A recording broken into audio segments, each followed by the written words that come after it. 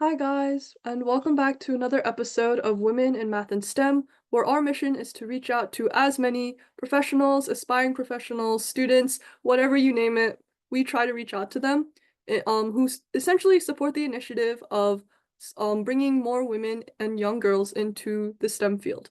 So, with that being said, as always, feel free to open up the description or transcript to better follow along, and I hope you enjoyed this episode.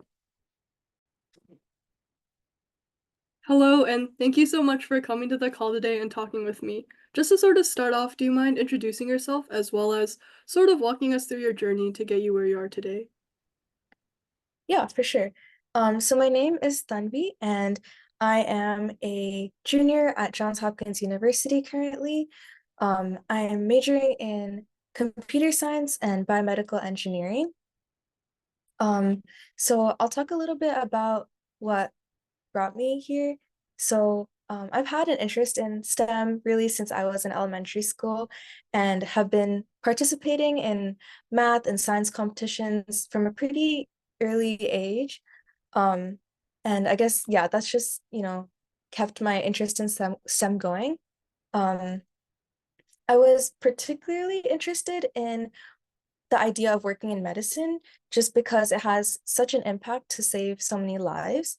Um, and so that kind of drew me to apply to Johns Hopkins because they have a lot of programs dedicated to engineering with a focus on medical applications. And their BME and CS programs particularly stuck out to me because they kind of combined my interests in like tech and medicine. Um, I guess one more thing that contributed to it was in high school, I was part of like a robotics team and I took a lot more coding classes. So that kind of was part of like shaping my journey. Yeah. And then I was just curious about what have been some of your most favorite experiences or classes when it comes to studying like bio as well as tech? Yeah, for sure. Um, I think one of the cool classes that Hopkins has is a heart class that I took freshman year, which is more of like a seminar-based intro class. It just has like a soft introduction on more complex topics. And one of the ones I took was called, I think it was Intro to Neural Prostheses. And it was just a great environment where it was a lot of like curious students. The professor was someone who was very like well established in this topic, so it was really great to learn from them. Um, Another class that I also, I guess, consider as like an extracurricular is design team at Johns Hopkins. So it's a biomedical engineering program, and this is definitely one of the most rewarding experiences I've had.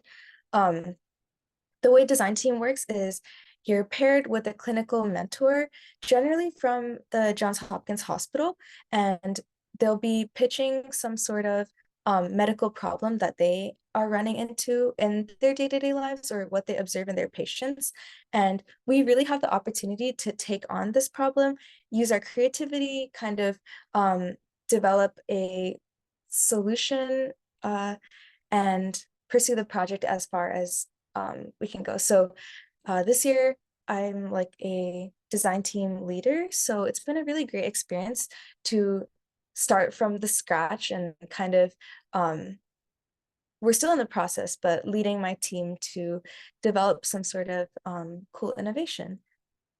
Uh, yeah, and then I guess one more specific experience that I found really rewarding at this university is being involved with women in computer science. So this year, I'm the chair for our Women in Computer Science chapter, and it's been incredibly fulfilling. It provides like a really great community and allows me to mentor others through their journeys as well. Sounds good. I was also just curious about what sort of challenges have you faced along your way in terms of academically, socially, or just in general? And then how did you sort of overcome those challenges? Yeah, definitely. Um, so I think one of them, which I think also a lot of girls do struggle with overall, is struggling with speaking up. Um, I definitely was very shy before and didn't really want to make my voice heard. But I think one thing is learning to express my thoughts and share my ideas has definitely taken me very far. So yeah, and then something else I've struggled with is um, fear of letting go of projects or commitments. Sometimes I think it's important to realize when something is more draining than it is beneficial to you, and you're a growing, changing person. So it's okay for your interest to evolve. It's okay to try things that you've never really envisioned yourself doing and let go of something you may have been doing for a while that is now boring to you. Um, so yeah, I think that is another thing that I have faced. Um, and then also, I feel like I have a lot of different interests, and sometimes it's hard to narrow them down when I'm like equally interested in a lot of different topics. So something that has helped me is learning that it's okay to still be like figuring things out and take things one step at a time. I feel like as every internship and class and project that I do, I'm learning more about myself and my interests. And also, it's okay to not always like pick and choose one thing. Rather than that, you can also combine your interests or like prioritize one thing, but still be involved with something else. Yeah. Sounds good. I think you mentioned before that you're a part of like I think Women in Computer Science at JHU. I was just sort of wondering like what sort of initiatives are there in the club and then what do you specifically do to sort of promote opportunities for women in STEM or computer science? Yeah, definitely. Great question. So, Women in Computer Science is basically a supportive community for women and any non-binary folks that may have an interest in computer science or pursuing majors or minors. Um, and we have a lot of like both professional and social events. The idea is that we want to make everyone feel comfortable and kind of guide each other because there's a lot you can even learn from just upperclassmen.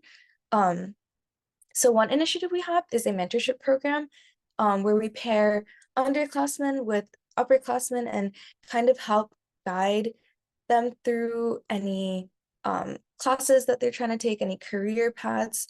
Um, and this has particularly even impacted me because in my freshman year of college, I was paired with a mentor who was at that time a junior.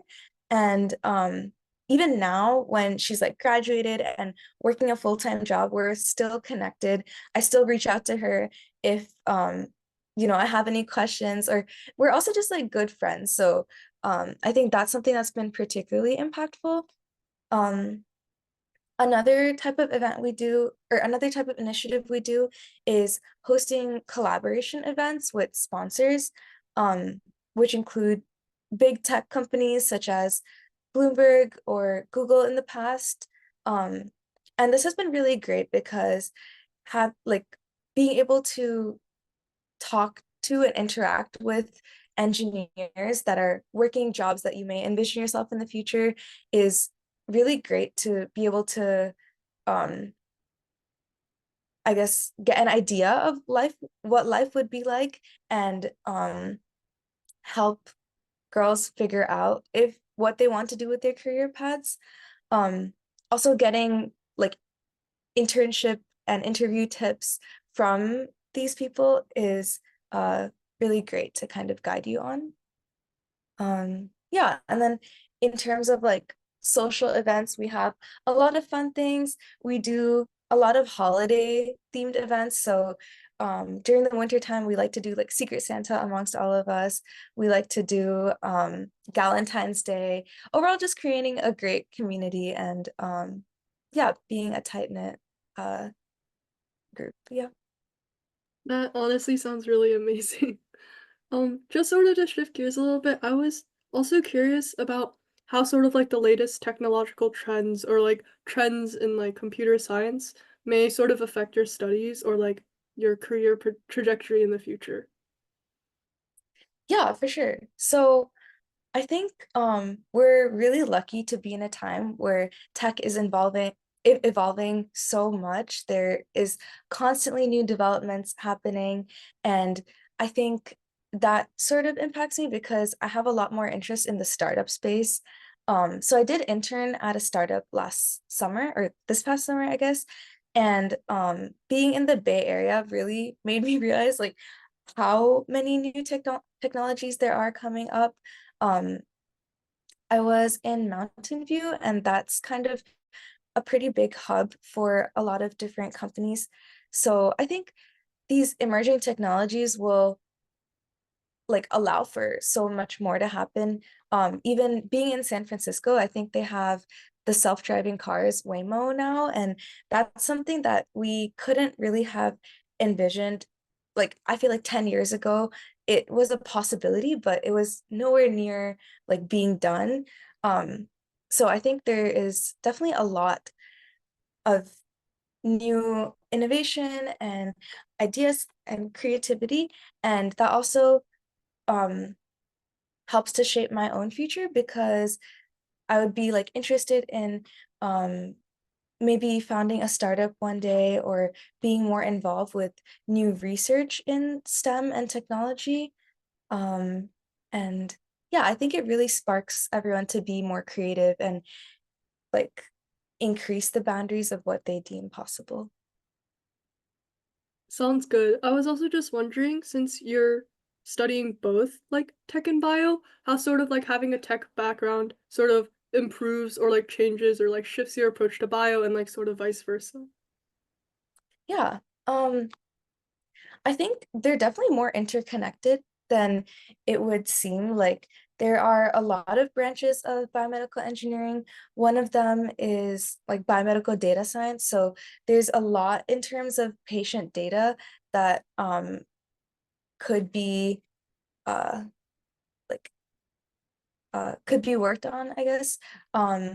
One of the projects that I was involved in my freshman year was regarding like sedation data from, or like, I guess, vitals data from um, babies in the pediatric ICU, and basically correlating that to their like sedation levels to predict how much sedation they would need. So I guess that's just an example of the type of data science applications that there can be. Um, it having a tech background definitely informs my approach to solving like medical issues or like medical applications because it allows me to like think in a different way. I think being like a programmer is really great in that it helps me to define what is possible and like what's not possible depending on current technologies already.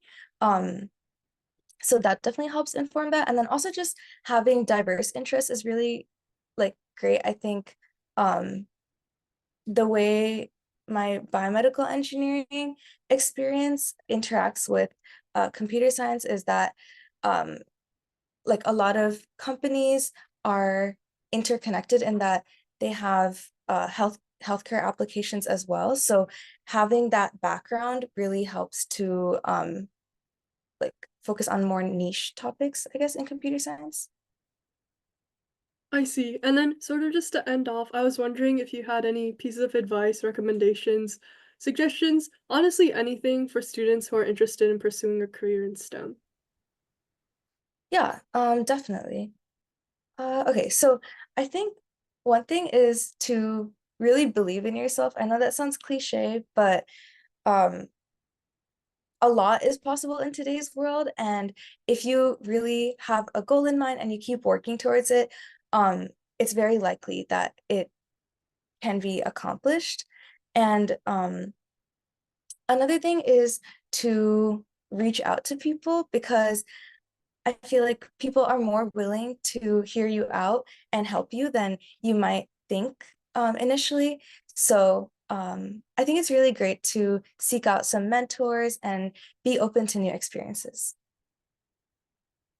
Sounds good. Thank you so much for once again coming to this call and talking with me. It was absolutely phenomenal. Thank you. Thank you, Angelina. Bye.